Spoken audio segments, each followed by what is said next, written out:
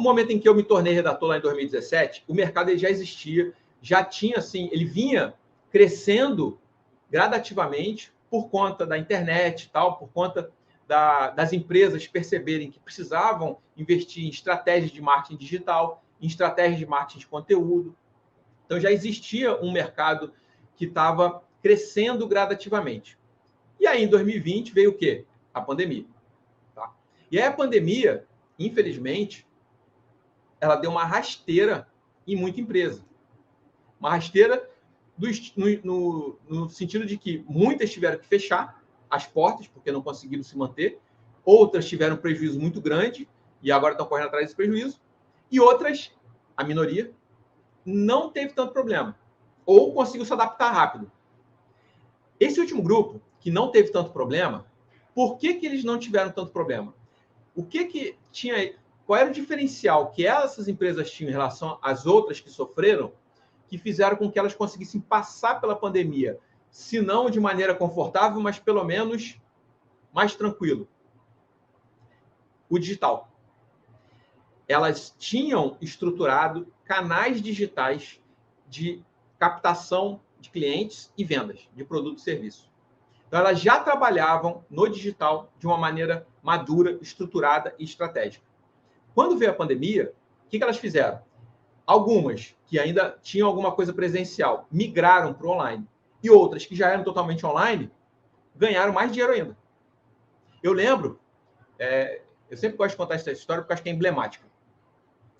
Em abril do ano passado, não, em maio do ano passado, no Dia das Mães, eu queria mandar um buquê de flores para minha mãe. E eu moro em Recife, para quem não sabe, né? Eu moro em Recife e minha mãe mora no Rio. O que eu fiz? Fui procurar um e-commerce, né? Vi lá alguns perfis no Instagram e tal, encontrei um, fiz a encomenda e ele entregou lá bonitinho e tal, a coroa fica contente, beleza. Na mesma semana do Dia das Mães, como é natural, os canais abertos de televisão fazem muita reportagem sobre isso e tal, e estava em plena pandemia, né? A quarentena tinha acabado de começar e tal. Eles mostraram uma reportagem que era assim, era uma empresa que tinha 80 funcionários, uma empresa de distribuição de flores, que tinha 80 funcionários, que tinha demitido 60 pessoas e estava correndo o risco de fechar por conta da pandemia. Um prejuízo enorme. Tá?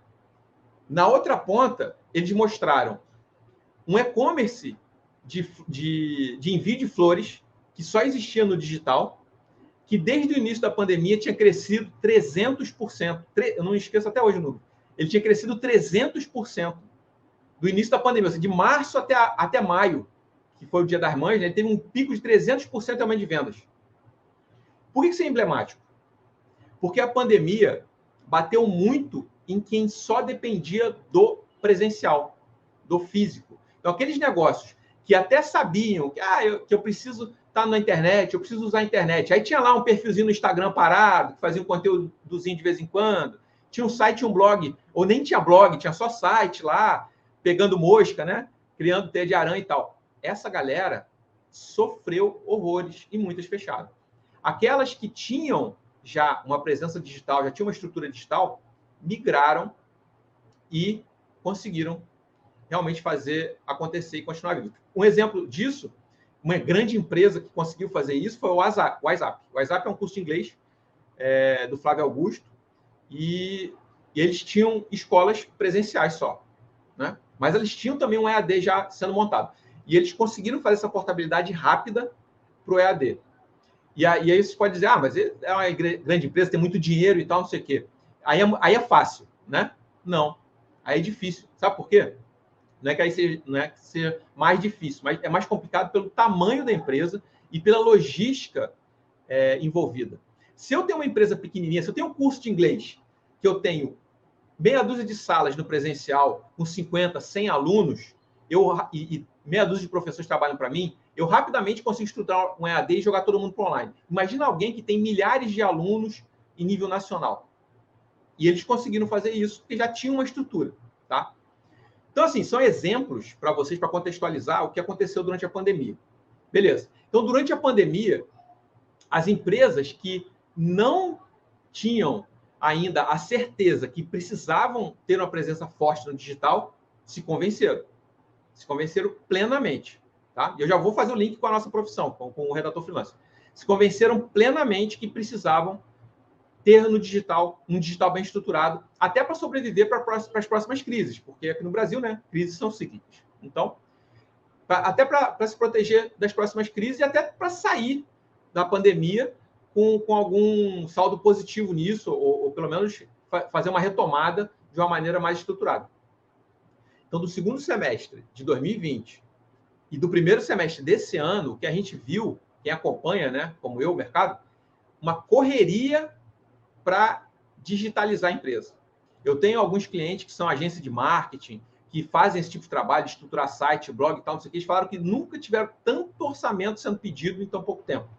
Então, as empresas começaram a correr para estruturar o seu digital. Beleza. Então, até aí, tudo bem. A empresa vai lá, faz um site, faz um blog, estrutura o Instagram dela, e só isso é suficiente para ela vender, para ela atrair as pessoas e vender? Não. Não é. Não adianta. Como é que funciona uma venda online? Vou explicar para vocês, se vocês não souberem. Como é que funciona? Isso funciona para mim, para você, para todo mundo que está me ouvindo aqui. A gente compra na internet da mesma maneira. Tá? Primeiro, eu encontro uma empresa, eu estou vivendo um problema que eu preciso resolver. Tá? Pode ser um problema, pode ser um desejo que eu quero resolver, um sonho, enfim, qualquer coisa. Que pode ser resolvida com um produto ou um serviço. Então, eu encontro uma empresa que comercializa esse produto ou serviço, e aí, de repente, eu encontro o blog dela e vou ler alguns artigos, ou encontro o Instagram dela e vou ler alguns posts e tal. Então, num primeiro momento, se eu gostar do conteúdo dela, eu viro seguidor. Eu começo a seguir ela. Né? Não é assim que acontece? Eu começo a seguir. Se for no blog, eu começo a ler mais blog e tal. E na minha cabeça começa a se formar uma imagem de que aquela empresa, ou aquele empreendedor, que também pode ser empreendedor, ele entende do que ele está falando. Ele sabe do que ele está falando. Beleza. Aos pouquinhos, conforme eu vou continuando consumindo o conteúdo dessas empresas, eu vou ganhando confiança até o ponto em que eu estou pronto para comprar dela. Qual foi o fator determinante que eu falei aqui que vai fazer com que eu compre dessas empresas ou contrate um serviço? O conteúdo. Conteúdo de qualidade. Quem faz o conteúdo para as empresas, para os empreendedores? Adivinha? O redator freelancer. Ou social media, no caso do Instagram e tal, mas a gente também pode fazer a legenda, como eu falei. Então, fechando agora o raciocínio, percebem que não adianta nada. Quer dizer, as empresas têm um problema, né, de falta de digitalização. Pegam, o primeiro passo para resolver esse problema é estruturar o canal digital delas, que pode ser um site, um blog, né? Geralmente um site, um blog para a empresa mais interessante que só um perfil no Instagram. Então, o perfil do Instagram ele acaba sendo complementar, dependendo do segmento, mas a grande maioria prefere um site, um blog, constrói aquilo, fica lindo, maravilhoso. Só isso é suficiente? Não. Precisa do próximo passo. O que é? Alimentar com conteúdo de qualidade esses canais. Quem faz isso? No caso agora do site do blog, vamos concentrar nele, o redator freelancer. Ah, por que freelancer, Eduardo? Por que não é contratado? Então, depende. As grandes empresas costumam contratar. Elas contratam, e aí você pode trabalhar como PJ, como CLT e tal, ou elas já têm alguém de marketing que escreve para elas e tal. A pequena e média empresa, não. A pequena e média empresa, ela não tem dinheiro suficiente para bancar um profissional só de redação, para ele ficar lá escrevendo para o blog ou para a rede social. O que ele faz? Terceiriza. O freelancer é a solução mais barata para ele.